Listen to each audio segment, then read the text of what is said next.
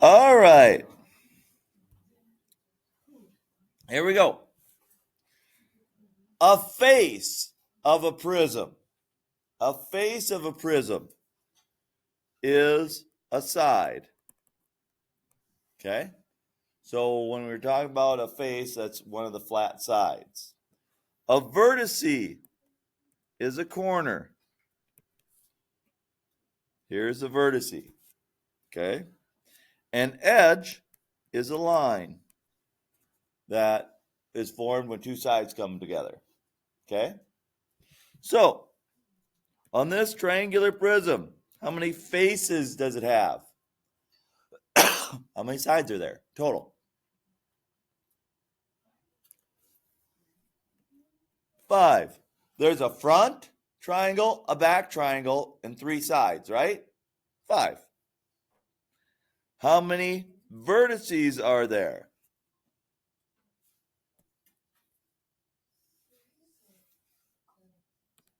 6. 3 on top, 3 on the bottom. How many edges are there? Well, there's 3 on top, 3 on the bottom, and 3 connecting them. 3 plus 3 plus 3 is 9. Okay, the box, which is also called a rectangular prism. This might be a square prism. Whatever. How many faces does it have? 6. How many vertices does it have? 8. 4 on top, 4 on the bottom. How many edges does it have? 12. 4 on the top, 4 on the bottom, and 4 connecting them. Pentagonal prism. How many faces does it have? 7, a top and a bottom, and 5 edges. How many vertices does it have? 10, 5 up top, 5 up, 5 down the bottom. How many edges does it have? 15, 5 on top, 5 on bottom, 5 connecting them. This next one is a hexagonal prism. How many faces does it have?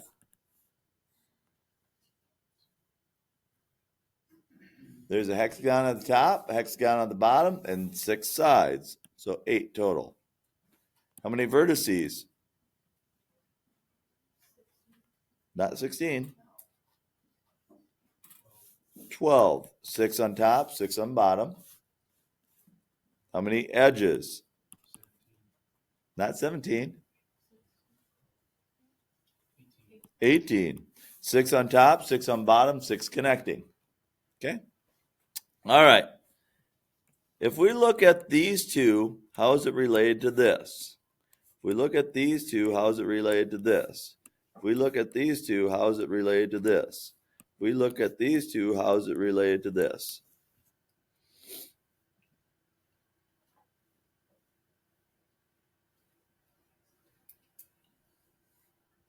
Yeah, the back row, they already put their heads together. They know it.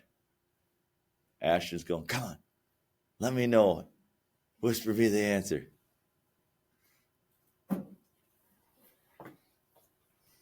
How about that side of the room? How are those top two numbers related to the bottom number?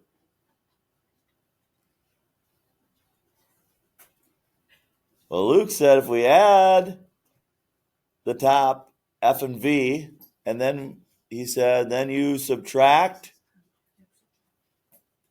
2. Or another way to say it is take F plus V, and that equals E plus 2. Okay? F plus V equals E plus 2. That's called Euler's formula. It's not Euler. Euler. Euler. Bueller. Bueller. Anybody ever watch that movie? Yeah. What is it called? Ferris Bueller's Day Off.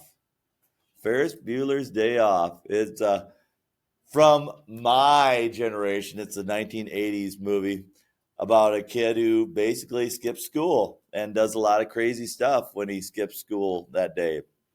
And when he's skipping school, the teacher's taking attendance and says, Bueller, Bueller, and nobody responds here, So the teacher said, I would go around the room and say, Voss, and she'd say, here. And then I'd say, Wheezy. She'd say, here. And then he would say, Bueller. No response. Bueller. Bueller. But there's a lot of funny parts to that movie, especially when he takes like this super expensive car and he takes it out driving around. And then his dad always checked the odometer. And so he said, ooh, we got to make the odometer go backwards. Okay. So he put it up on jacks and put the car in reverse so the odometer would go backwards. But guess what? Does the odometer go backwards when that happens? No.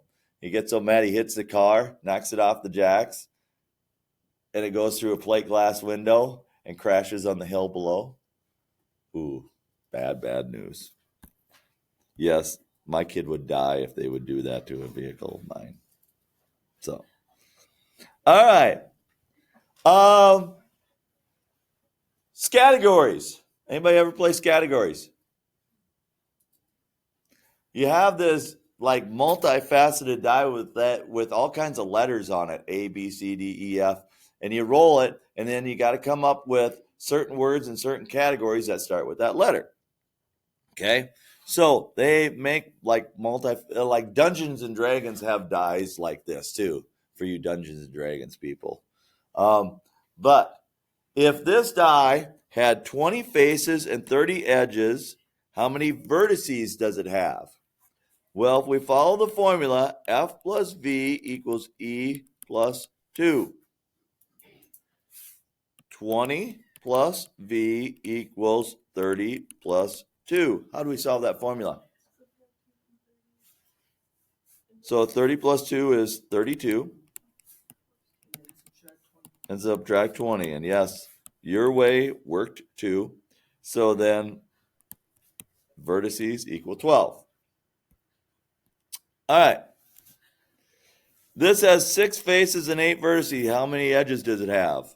Well, F plus V equals E plus 2.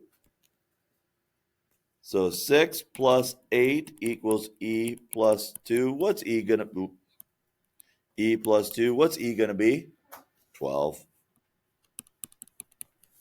Because this makes 14, subtract 2 over.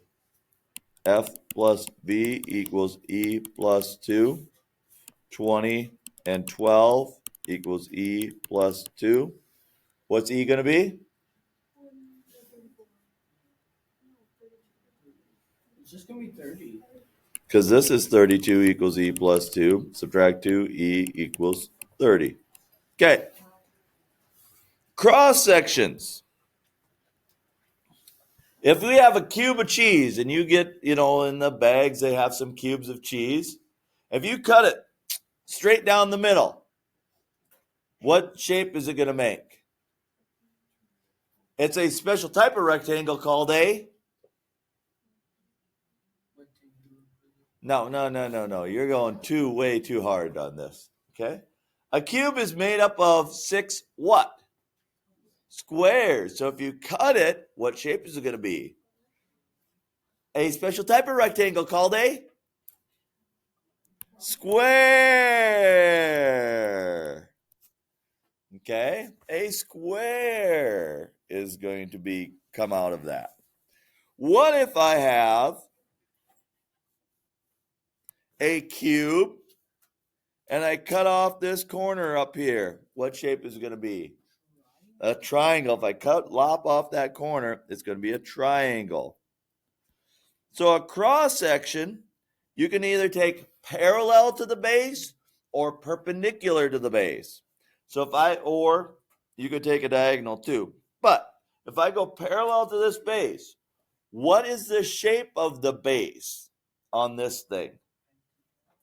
It's a pentagonal pyramid. So if I go parallel to the base, it's going to make a pentagon. But what if I go perpendicular to the base? Perpendicular base is straight up and down. Then what shape would you see? A triangle if you went perpendicular to the base. Okay? All right. Here's a dodecahedron. How do you make a triangular cross section? What would you cut to make a triangular? Well, you just cut off a little chunk corner, and that would make a triangle. How would you make a pentagon? You'd go parallel to this thing. Parallel to the top. If you went parallel to the top, it'd make a pentagon. Okay? Those are cross sections. Oh, one more cross section. If you go parallel to the base, what are you going to have here? Triangle. If you go perpendicular to the base, what are you going to have here? Triangle. No matter what, it's going to be a triangle for that one. If you go parallel to the base of the hexagon, what are you going to have? No, parallel to the base. Hexagon. If you go perpendicular, what are you going to have? A rectangle. This time you're going to have a rectangle, not especially a square, because we don't know the height and the width for sure to make sure it's a square. But you're going to have a rectangle. Okay, now to the ones that are a little fun, maybe. If you have a triangle, if I have a triangle, and well, let's do this one. If I have a rectangle and I rotate it, if I rotate it, it makes a solid object. What solid object would it make? A cylinder. A cylinder. Okay? So if you have a rectangle and you rotate it, it becomes round. Like a cylinder. So if I rotate this triangle around its center, what are you going to have? A cone. Exactly, a cone. All right. What if we rotated it around that?